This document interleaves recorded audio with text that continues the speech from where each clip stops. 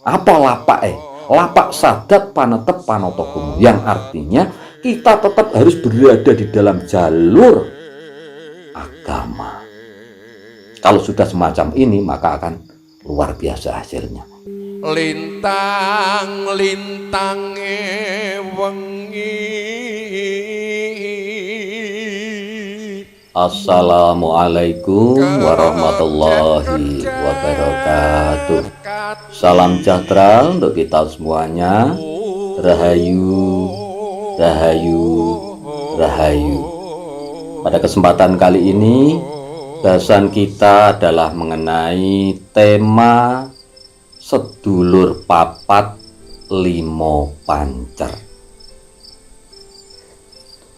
Dalam ajaran Jawa,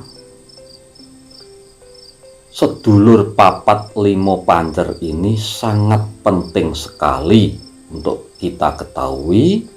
Ini sebagai pedoman dan juga sebagai sarana untuk menjalani hidup ini. Sedulur papat itu apa toh? Kita mulai saja dari ketika kita mijil atau kita lahir.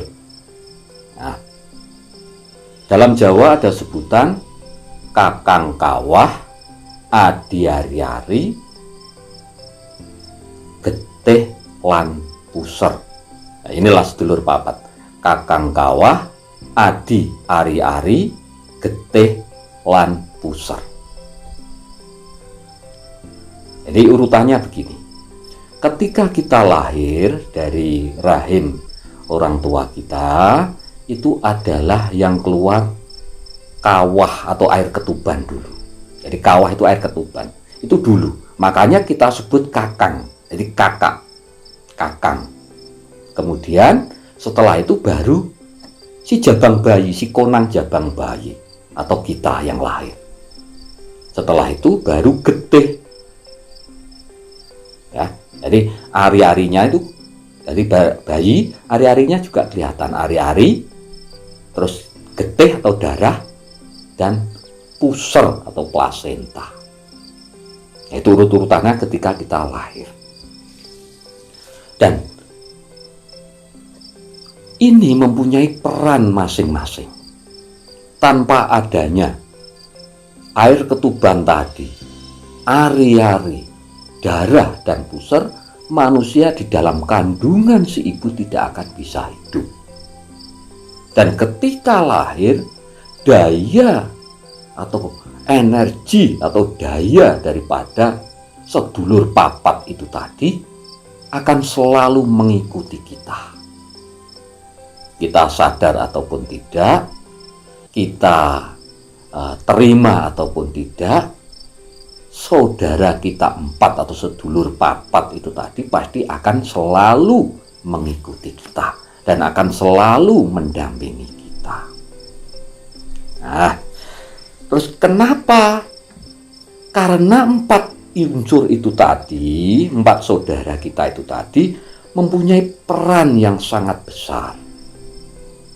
Jadi yang mempunyai daya dan kekuatan non fisik yang sangat besar, atau bisa dikatakan mempunyai daya gaib yang besar yang mempengaruhi sifat dan karakter perjalanan hidup kita.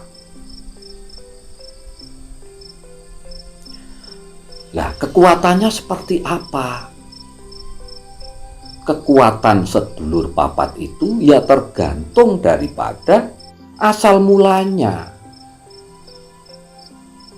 Nah, asal mulanya dari apa? Jadi asal mula sedulur papat itu tadi adalah dari unsur Tirta, Bantala, Dahono, Samirana. Nah, dia terbuat dari 4 unsur. Jadi Tirta banyu, Bantala bumi atau lemah atau tanah, Dahono geni atau api, Samirono, angin atau udara. Ya, ini unsur yang membentuk atau elemennya. Nah, 4 ini tadi. Nah, unsur yang membentuk hidup ini tadi itu mempunyai sifat sendiri-sendiri sesuai dengan unsurnya. Jadi mempunyai sifat sendiri-sendiri. Kalau air, ini sifatnya mengalir dari atas ke bawah, mengalir terus.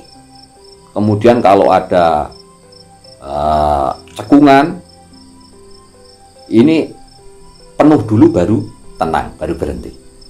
Jadi sifatnya semacam itu. Jadi dia tidak akan berhenti selama ini belum rata. Ini sifat air.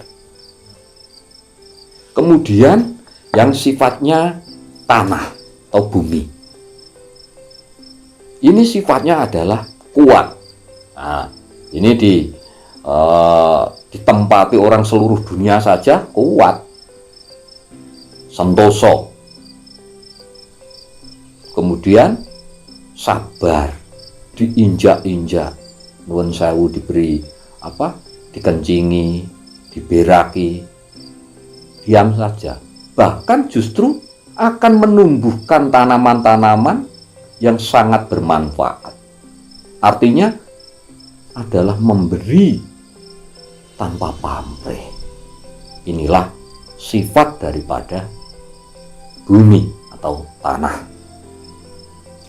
Kemudian yang sifatnya api. Jadi unsur api tadi itu mempunyai sifat panas. Arahnya ke atas. Oh, api ya, macam ini arahnya ke atas. Sifatnya panas. Nah, ini mempunyai maksud dan mempunyai karakter ataupun sifat marah, emosional, kemudian juga semangat, kemudian juga iri, dengki, serai, jahil, metakil, ini sifat api. Kemudian yang keempat adalah angin atau udara. Nah, ini mempunyai sifat bisa kemana saja, menelusup kemana saja, memberikan kedamaian, memberikan kehidupan di napas kita, adalah udara. Inilah unsur daripada udara atau angin. Nah, secara non fisik atau secara gaib, 4 unsur ini tadi akan selalu mendampingi hidup kita. Jadi tanah, air, api, udara ini selalu mendampingi hidup kita. Kemudian dari sedulur papat ini tadi, ini wujudnya di manusia itu jadi apa? Nah, jadi 4 unsur ini kalau diwujudkan dalam diri manusia itu menjadi apa? Wujudnya adalah menjadi sifat yang namanya nafsu, yaitu amarah, kemudian sufiyah, kemudian alwamah, kemudian mutmainah. Jadi 4 unsur tadi, 4 anasir tadi yang berupa lemah, geni, banyu, angin, itu akan mewujud menjadi nafsu, yaitu amarah, sufiyah, alwamah, dan mutmainah. Dan ini semua orang punya. Kamu tolak juga ngikut, tidak kamu tolak juga ngikut, kamu sadar juga ngikut, kamu tidak sadar juga ngikut. Jadi sedulur papat kita ini akan selalu mendampingi kita terus. Nah, sekarang kita bahas satu persatu.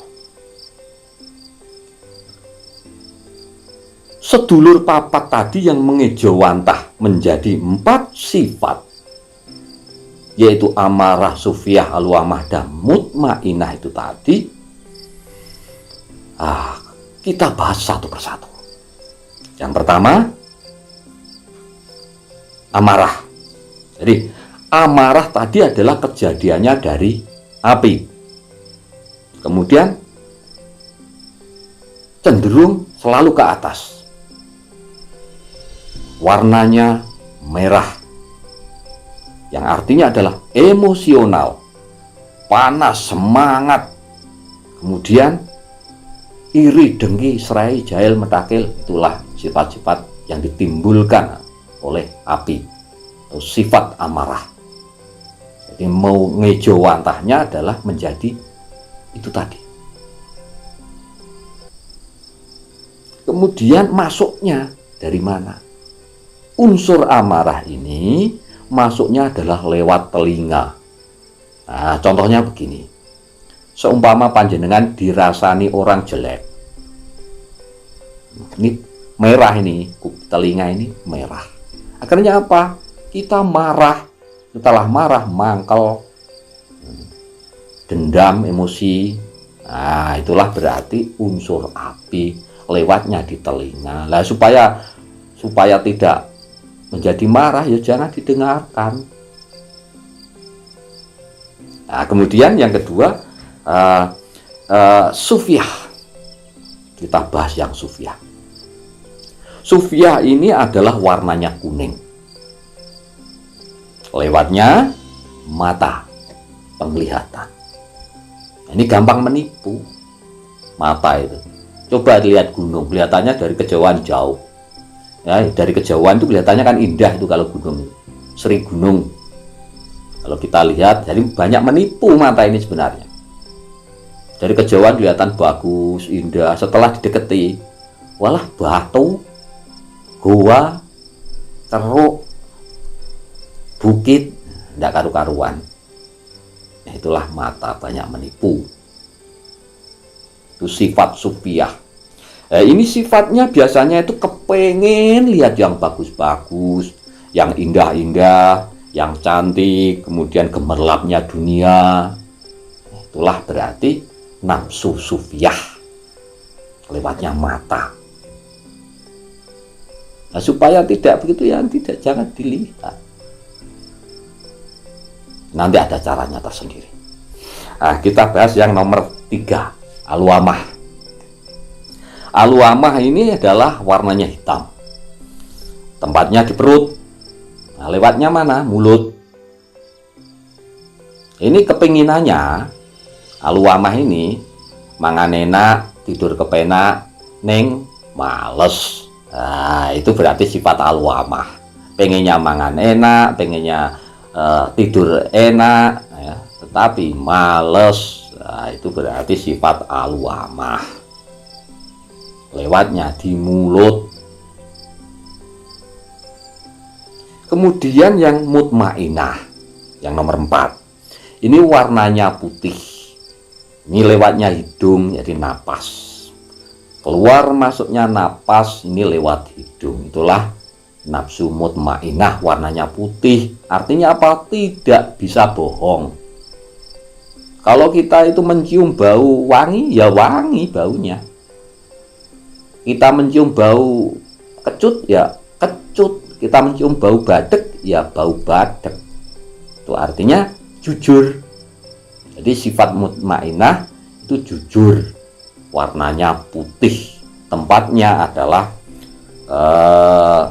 ini adalah pengennya kesucian sebenarnya. Jadi tempatnya di hati suci, di hati suci. Itulah mutmainah. Lah, sekarang contohnya dalam kehidupan nyata. Sedulur papat itu tadi, ini kita contohkan dalam kehidupan nyata. Contohnya begini. Kita kepengen punya rumah megah, ya toh? kemudian kepengen punya mobil bagus. Ini kan sufiah. Jadi keinginan itu tadi kan nafsu sufiah yang pertama kali bangkit. Ini tidak akan terwujud kalau sedulur papat yang lain ini tidak digugah atau tidak dibangunkan. Berarti yang bangun ini tadi, jadi punya keinginan, wah ada pengen punya rumah megah, punya mobil mewah. Itu adalah keinginan dari nafsu sufiah itu tadi. Nah, nafsu sufiah ini tadi tidak akan terwujud kalau sedulur kita yang tiga tidak akan kita bangkitkan. Makanya harus kita bangkitkan nafsu amarah, kita bangunkan dulu. Nafsu amarah kita bangunkan, akhirnya apa? Terjadi semangat bekerja untuk meraih impian itu tadi. Nah, sudah bisa sebenarnya untuk meraih keinginan tadi dengan nafsu sufiah, dengan amarah saja itu sebenarnya sudah bisa. Tetapi ya itu tadi, boleh dengan cara merampok, kan akan terwujud. Korupsi terwujud. Nah, tetapi itu tadi kalau yang sedulur kita yang dua yang berupa mutmainah dan alwamah tidak kita bangkitkan. Lebih akan terwujud lagi kalau sedulur kita yang namanya alwamah, nafsu kita alwamah ini kita bangkitkan. Alwamah ya kita punya keinginan, semangat bekerjanya sudah ada, tetapi kalau perutnya lapar, ya tidak ada kekuatan. Ayo makan dulu, makan, punya tenaga kuat, itulah alwamah kita bangunkan. Sudah bisa, jadi sufiah, amarah, dan alwamah saja ini sebenarnya sudah bisa untuk mencapai cita-cita. Untuk meraih keinginan tadi sudah bisa. Tetapi itu tadi, jalannya belangsak itu tadi. Dengan cara korupsi, ngerampok, bisa. Ini kalau sedulur kita yang 4 tadi, yang nafsu mutmainah kita tinggalkan. Dan yang lebih bagus adalah nafsu mutmainah harus kita bangunkan. Kalau kita bangunkan berarti empat saudara kita ini sudah bangun semua, seimbang antara sufiah, kemudian sufiah keinginan tadi, kemudian amarah semangat bekerjanya, kemudian alwamahnya kita sudah kuat, ya toh? Kemudian mutmainah adalah menuju jalan yang baik. Oh gini loh, untuk meraih cita-cita itu tadi, ojo jangan merampok, jangan menipu, jangan korupsi. Ini yang baik-baik saja. Nah inilah mutmainah, menuju ke baik, arahnya itu pengen baik. Jadi kalau kuda 4 ini ibarat kita naik kereta, pancernya kan kita ini yang naik kereta. Nah sedulur papat ini kita ibaratkan kuda. Kalau kuda ini satu arah, maka akan cepat sampai. Tetapi kalau tidak satu arah, yang kuda merah yaitu amarah, wah pengennya ke atas terus. Kemudian yang kuda yang kuning, yang sufiah, pengennya belangsak kemana-mana. Kemudian kuda yang yang putih mutmainah, pengennya ke yang baik-baik atau ke air. Yang satunya lagi yang warna hitam, pengennya ke dalam tanah. Ya satu sana, ya pecah keretanya, tidak sampai ke tempat tujuan. Kita mau berperang menghadapi kehidupan ya tidak sampai, hancur sendiri kereta kita. Makanya harus kuda ini tadi harus kita kusiri, ya, kita kendalikan dengan apa? Nah, kalau orang Jawa dulu itu begini, ada unen-unen begini, lise, jadi les kuda, jadi tali kekang. Jadi les kudanya adalah lise gemi, setiti, ngati-ati. Nah, cemetine, jadi cemeti ini pecut, itu cemeti ati suci. Cemeti ati suci. Teropong waskita lahir tumusing batin. Lapak sadat panetep panatokomo. Maksudnya begini. Jadi untuk mengendalikan 4 kuda itu tadi, kita harus gemi. Nah, wong Jawa iki gemi. Artinya gemi gimana? Jadi ya kita tidak boros, pintar menabung, kemudian semacam itu ya. Jadi hemat. Itu gemi. Lah setiti itu bisa mengetahui ini mana yang benar dan mana yang salah. Kita setiti. Hati-hati ya, dengan setiti dan hati-hati itu tadi, dengan hati yang bersih. Lah, semangatnya apa? Cemetinya ini adalah hati yang suci dengan kebersihan hati. Lah, untuk melihat ke masa depan teropong, ini adalah dengan waskita lahir tumusing batin, dengan kebijaksanaan. Oh, minggok rene, belok sini, belok sini. Oh, jalan lagi. Itu adalah teropongnya kita adalah dengan kebijaksanaan. Waskita lahir tumusing batin. Lapak sadat panetep panotogomo. Apa lapak Lapak sadat panetep panotogomo. Yang artinya kita tetap harus berada di dalam jalur agama. Kalau sudah semacam ini, maka akan luar biasa hasilnya. Kita akan cepat sampai pada tujuan. Kereta yang kita kendarai akan cepat sampai tujuan.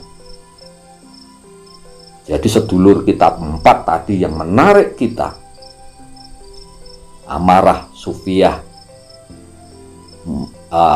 alwamah, mutmainah, sudah dalam satu list, satu jalur, yaitu dengan kendali itu tadi. Lise gemi, setiti ngati-hati, cemetine ati suci, teropong waskita lahir tumusing bating, lapak sadat panetep panotogomo. Kalau kita sudah sesuai dengan jalur, kita kendalikan dengan hati yang suci, ya, kemudian kita sudah sesuai dengan arahnya adalah arah tuntunan agama, maka akan cepat sampai tujuan. Inilah baru yang dikatakan orang yang sukses atau orang yang berhasil menjalani hidup. Jadi itu bahasan kita untuk kali ini. Tentang sedulur papat limo pancer sebenarnya masih banyak lagi kelanjutannya. Tapi saya rasa ini nanti kalau kita teruskan akan terlalu panjang durasinya. Kita cukupkan sekian dulu, nanti lain waktu di episode selanjutnya kita bahas lagi tentang bagaimana kiblatnya sedulur papat, ada kiblatnya tersendiri, kemudian tentang hal-hal yang masih berhubungan dengan sedulur papat limo pancar.